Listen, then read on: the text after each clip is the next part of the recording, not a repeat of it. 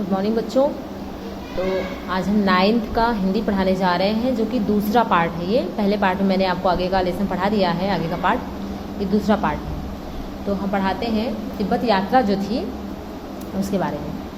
तो यहाँ पर देखो, अब हम तिंगरी के विशाल मैदान में थे, जो पहाड़ों से घिरा टापू सा मालूम होता था। वो पहाड़ों की तरह था, घिरा हुआ टापू मालूम होता था, जिसमें दूर एक छोटी सी पहाड़ी मैदान के भीतर दिखाई पड़ती थी।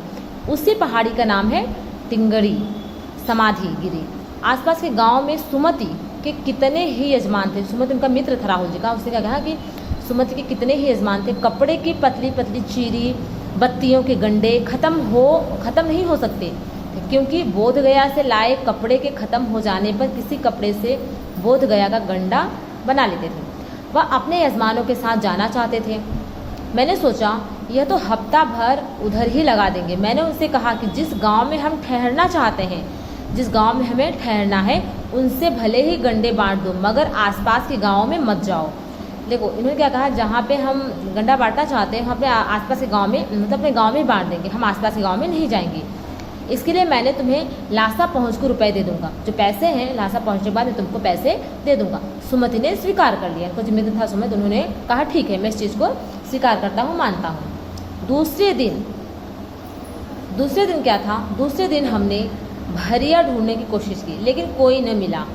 सवेरे ही चल दिए होते तो अच्छा था, लेकिन अब 10-11 बजे तेज़ धूप और चलना बड़ा मुश्किल हो रहा था। इतनी गर्मी, इतनी तेज़ धूप में अगर कोई चल रहा, तकलीफ तो होगी। तो 10-11 बजे की धूप में चलना बहुत मुश्किल हो रहा था। तिब्बत की धूप भी बहुत कड़ी मालूम होती है। यदि थोड़े से भी मोटे कपड़े से सिर को ढांक लें तो गर्मी खत्म हो जाती है। देखो, सर पे क्या होता है, धूप जो होती है ना वो सीधी सर पे ही पड़ती है। तो हमें, अगर हम थोड़ी सी मोटा कपड़ा लेके सिर पे रख लेते हैं तो क्या होता है, गर्मी थोड़ी सी कम लगती है, ख़त्म हो जाती है। तो जैसे कि हम गर्मी को रोकने के लिए टोपी लगा लेते हैं, धूप में छाता लगा लेते हैं, या फिर नहीं कुछ तो मोटे कपड़े को ही हम सर में लपेट लेते हैं। तो क्या होता है, हमें गर्मी का जो अनुभव होता है थोड़ा कम हो जाता है। तो इन्होंने क्या किया, मोटे कपड़े से सिर को ढक ले तो गर्मी खत्म हो जाती है। आप 2 बजे सूरज की ओर मुंह करके चल रहे हैं। अब सोचो कि धूप में 2 बजे आप अगर सूरज की तरफ मुंह करके चल रहे हैं, ललाट पे आपके जो माथा है, जो वहाँ पर ललाट धूप से जल रहा है, और पीछे का कंधा बर्फ़ हो रहा है, पीछे कंधा एकदम ठंड के मारे बर्फ़ हो रहा है। फिर हमने पीठ पर अपनी चीज़ें ला दी। क्या था, जो उनका सामान था वो पीठ पर इन्होंने धीरे धीरे सब ले लिया और चल पड़े। यद्यपि सुमित के परिचित, जो सुमित उनका मित्र था ना, उसके काफ़ी जान पहचान के लोग भी थे। तो जो उसके चिर परिचित लोग थे, उसने तिंगरी में भी थे, वहाँ पे थे, लेकिन वह एक और यजमान से मिलना चाहता था। वहाँ पे उसके जान पहचान के लोग तो थे, लेकिन वो क्या चाहता था कि वो एक दूसरे यजमान से मिलना चाहता था। इसलिए आदमी मिलने का बहाना कर शेखर विहार की ओर चलने के लिए कहा कि हम, मुझे किसी से मिलना है। उसने कहा कि चलो, हमें किसी एक आदमी से मिलना है, तो हम शेखर विहार की ओर चलते हैं। तिब्बत की ज़मीन बहुत अधिक छोटे बड़े जागीरदारों में बटी है। जो तिब्बत की ज़मीन है ना, छोटे बड़े वहाँ के जागीरदार हैं, छोटे कोई बड़े, हर जगह में वो बांट दी गई है। इन जागीरों का बहुत ज़्यादा हिस्सा मठों, मतलब विहारों के साथ में है। अपनी अपनी जागीर में हर एक जागीरदार कुछ खेती खुद भी करता है। वहाँ के जो जागीरदार हैं, जो उनकी जागीरदार, वहाँ जो खेत है उनका, वो खुद भी अपनी खेती कर लेते हैं, जिसके कारण मजदूर बेकार मिल जाते हैं। अब क्या हुआ, देखो, तुम्हारे पास ढेर सारा खेत है, हाँ, तुम अपना काम स्वयं कर लोगे, लेकिन जिनके पास खेत नहीं है और तुमको मजदूरी वाला काम नहीं दोगे, अपने खेत में काम करने की अनुमति नहीं दोगे, और उनके पास खेत भी नहीं है, तो बेचारे क्या करेंगे, वो तो बेकार ही मिलेंगे ना। तो जिसके लिए मजदूर बेकार मिल जाते हैं। खेती का इंतजाम देखने के लिए वहाँ कोई भिक्षु भेजा जाता है। हाँ, वहाँ पे खेती कैसा है वहाँ का, खेती देखने के लिए वहाँ एक भिक्षु भेजा जाता है, जो जागीर के आदमियों के लिए राजा से कम नहीं होता है। जो वहाँ के जागीरदार हैं, जो उनकी ज़मीन है जागीरदारों की, वो भिक्षु भेजते हैं। और भिक्षुओं के लिए जो राजा वहाँ का होता है ना,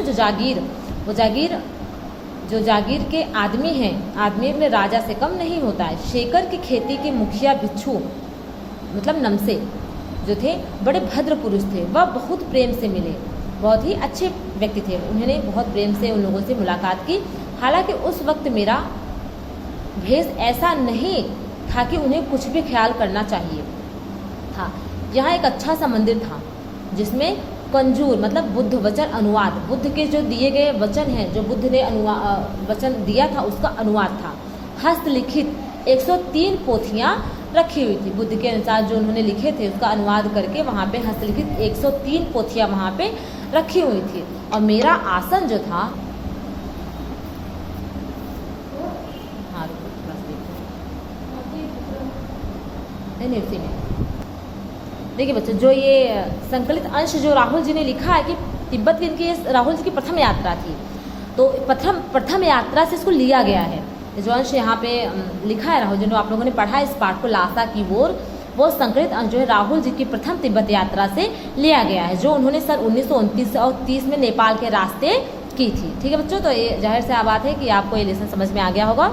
बुक ले लीजिए और आप भी एक बार इसको पढ़ डालिए। चलिए हम कुछ ऐसे शब्द इसमें हैं जिनका अनुवाद आपको समझ में नहीं आएगा, तो हम उसके बारे में आपको बताते हैं। देखिए बच्चों, डांडा, डांडा मतलब क्या होता है, मतलब ऊंची जो जमीन है वहाँ की, डांडा मतलब होता है ऊंची जमीन। थोंडला, थोंडला क्या है, तिब्बती सीमा का एक स्थान है, एक जगह का नाम है थोंडला। अब देखो बच्चों यहाँ पे भीटे, भीटे क्या है, भीटे मतलब टीले का आकार का ऊंचा सा स्थान, एक ऊंचा सा स्थान होता है जो टीले की तरह होता है, हाँ उसको क्या बोलते हैं, भीटे। कंडे देखो क्या है, कंडे किसे बोलते हैं, कंडे मतलब गाय भैंस के गोबर से बने उपले जो ईंधन के काम आते हैं। गाय भैंस के जो गोबर से बने उपले होते हैं किस काम में, ईंधन के काम आते हैं। उसे इसमें क्या मतलब क्या बोला गया है, कंडे। देखो सत्तू क्या है, सत्तू मतलब होता है भुने हुए अन्न, जौ चना मटर ये सब भून के जो बनाते हैं ना, तो उसका जो आटा होता है उस आटे को क्या बोलते हैं, सत्तू। थुक्पा क्या है, सत्तू या चावल के साथ मूली हड्डी और मांस के साथ पतली लेई की तरह पकाए गए खाद्य पदार्थ होता है। थुक्पा जो होता है वो सत्तू या चावल होता है, चावल के साथ मूली हड्डी मांस के साथ पतली लेई की तरह पकाया जाता है, उसे क्या करते हैं, पका के लोग खाते हैं। तो ये एक प्रकार का थुक्पा क्या है, खाने का खाद्य पदार्थ है। गंडा क्या है, देखो गंडा है मंत्र पढ़कर गांठ लगाया हुआ धागा या कपड़ा। गंडा जो होता है ना वो मंत्र पढ़कर गांठ लगाया हुआ धागा या कपड़ा होता है। चिरी, चिरी किसे बोलते हैं, चिरी मतलब होती है फाड़ी हुई। भरिया क्या है, भरिया मतलब होता है भार वाहक। सुमति, सुमति जो थे वो लेखक को यात्रा के दौरान मिला मंगोल भिक्षु था जिसका नाम लोब्ज शेख था। इसका अर्थ है सुमति, सुमति प्रज्ञ अथवा सुविधा के लिए लेखक ने उसे सुमति का नाम दिया। जो सुमति इनके मित्र थे, जो लेखक थे ना, उनको सुमति खुद उन्होंने ही नाम दिया था अपने मित्र को, इसका नाम सुमति दिया था। उनका जो एक भिक्षु था, मिला मंगोल भिक्षु था जिसका नाम क्या था, लोब्ज, लोब्ज शेख उसका ओरिजिनल नाम था। या इसका अर्थ है सुमति, सुमति प्रज्ञ अथवा सुविधा के लिए लेखक ने उसे सुमति नाम दिया। चलिए बच्चों, तो ये लेसन आपका समाप्त हुआ। अब हम अगले लेसन की तरफ आगे बढ़ेंगे। ठीक है, धन्यवाद।